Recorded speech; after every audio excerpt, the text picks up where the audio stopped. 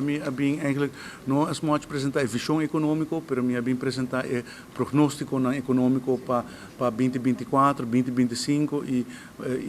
elaborar pelo qual a transcorrer em 2023. Nós temos no departamento econômico, nós temos uma comissão com diferentes stakeholders importantes do nosso país, que traz eigenlijk projeção e baseado em um modelo que chama Maruba, nós temos a projeção de crescimento econômico, que é GDP também está, que a inflação também está, que está main drivers na economia, que está onde risco não está, com nós temos que vooruitzichten e nós estamos apresentando em 2 dias para ano e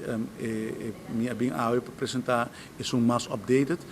está melhor com o qual nós apresentamos durante a begroting,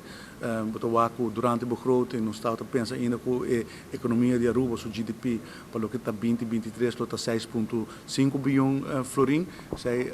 agora que com a cifra mais atualizada está 6,8 bilhão e nós vamos para 2024 a grandura da economia do GDP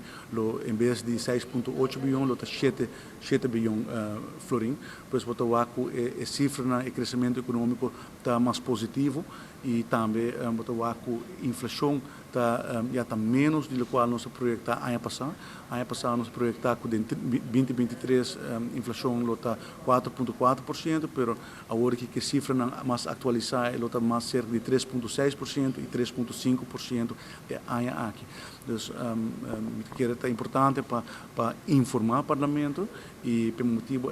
de fazer uma apresentação mais ampla, com